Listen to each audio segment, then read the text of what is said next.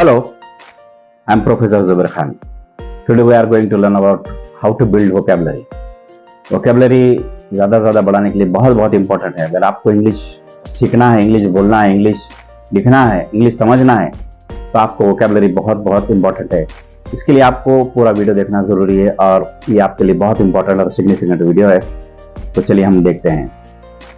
Vocabulary एक बहुत बार ऐसा होता है कि हम कुछ बोलना चाहते हैं लेकिन वर्ड्स हमारे पास नहीं आते। हमको कंस्ट्रक्शन आता है लेकिन वर्ड्स नहीं आते, तब भी आप इंग्लिश बोल नहीं पाएंगे।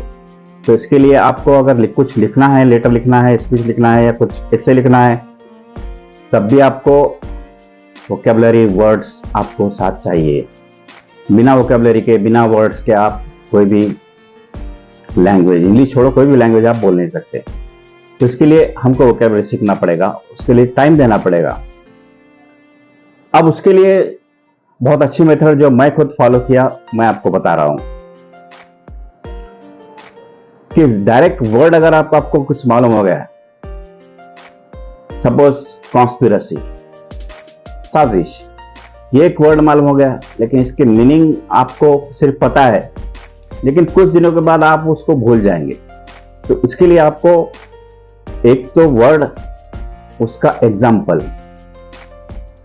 वर्ड का मीनिंग, चाहे मराठी, हिंदी, जो भी आपकी लैंग्वेज है उसमें ले लेने का, और उसके बाद उसका एग्जाम्पल इंग्लिश में आपको लेना चाहिए। तब आपको वो वर्ड याद रह सकता है। बहुत सारे, जैसा कि एक इडियम है जो मैंने कई सालों पहले मैंने लिखी थी किताब में, मेरे नोटबुक में, आज भी मुझे याद है। एट सिक्सेस एंड सेवन्स, यानी तितर बितर, disorder. When I came to my room back, I saw my books were at sixes and sevens. ये एग्जाम्पल में तब का मुझे अभी याद है। तो इसलिए आपको वर्ड का मीनिंग, उसका एग्जाम्पल आपको याद रखना पड़ेगा। तब आपको आपका वर्ड्स आपको याद रह सकते हैं, आपके वोकेबलरी आपके साथ हो सकती है। और उसके बाद फिर उसको एक बार आपको वर्ड मालूम हो गया, आपके डायरी में आप लिख लिए उसको, तो सरासरी आप उसको डेली ओवरलुक करते जाओ, देखते जाओ वर्ड्स को, जस्ट ओवरलुक, 2-4 दिन में या 8 दिन में कभी भी ओवरलुक करते जाओ और एग्जाम्पल भी पढ़ते जाओ। तो क्या हो जाएगा, आपकी मेमोरी 2 टाइप से काम करती है। एक तो वर्ड से एग्जाम्पल याद रहेगा, एग्जाम्पल से वर्ड याद रहेगा। इस तरीके से आप अपनी वोकेबलरी बना सकते हो। जैसा कुछ वोकेबलरी, सपोज एक्सीड, हम देखेंगे एक्सीड यानी टू एग्री। उसका example, my uncle acceded to my proposal और my uncle acceded to my request, यानी उन्होंने मेरी रिक्वेस्ट को एग्री कर लिया। Adept, ADEPT, adept for example, यानी skilled, he is adept in photography. My friend is very adept in his photography skill. I am dislike, I am averse to smoking. तो इस तरीके से आप बहुत सारे शब्द, comprehend, understand, he has कॉम्प्रिहेंडेड everything. तो आपको शब्द देखना पड़ेगा, शब्द का मीनिंग और उसका एग्जाम्पल। इस तरीके से आप वोकेबलरी बिल्डिंग बना सकते हो। अब आप आगे से आगे उसमें आप वर्ड्स अपना पावर बढ़ा सकते हो। कुछ और वर्ड देखें, अपोजिट, APPOSIT, यानी proper. Example, I found his speech very opposite according to the situation, यानी एक भ्रम रहना, false idea. I have no illusion about my abilities. Next we can see altercation. Altercation यानी quarrel, झगड़ा।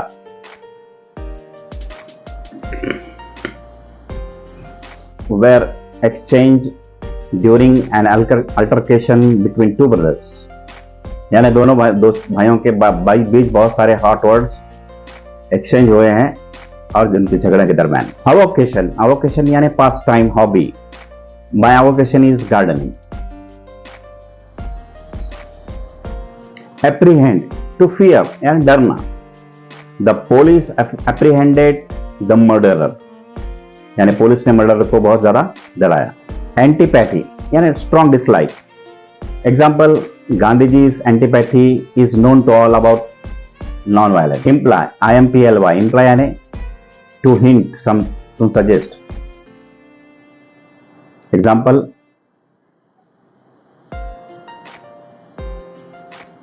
I don't wish to imply that you're wrong. Barren यानी एक बंजर जमीन, barren land, not fertile. These days fields are becoming barren. तो इस तरीके से कुछ एग्जाम्पल्स मैंने आपको बताया. आप भी अपने वोकेबलरी में बहुत सारे वर्ड्स जमा कर सकते हो. ये बहुत ज़रूरी है और आपको ऑटोमेटिक याद नहीं होने वाले हैं. उसके लिए आपको मेहनत करनी पड़ेगी. आपको डेली न्यूज़पेपर पढ़ के उसके अंदर कुछ वर्ड्स अंडरलाइन करके निकालना चाहिए. वर्ड्स के और बहुत सारे मीनिंग्स होते हैं, वो मीनिंग्स भी आपको देखना चाहिए और आपके डायरी में ऐड करना चाहिए और उसको डेली आप ओवरलुक करना चाहिए. तब ये वर्ड्स वोकेबलरी आपके साथ रहेंगे. Otherwise it will not come with you. These are very important. These are the important tools of spoken English. Otherwise, you will not be able to speak as well as write correct English, proper English. Though so many things you may understand the construction, but you will not be able to speak English or write English properly because of the lack of these words. Automatically, these sometimes what will happen? You will not remember the words. Actual what you want to say, those words will not come to you because of lack of this vocabulary. That's why you have to prepare for that, and you can I am sure that you will definitely make such things whatever I said. Then you can improve your vocabulary, you can build your vocabulary, and you can be a very great master of English. And even for competitive exams, these things are very important. Thank you very much. If you have any suggestions, just put the suggestion in suggestion box and comments, and even convey which type of videos do you want to listen or do you want to have knowledge about that. Thank you very much.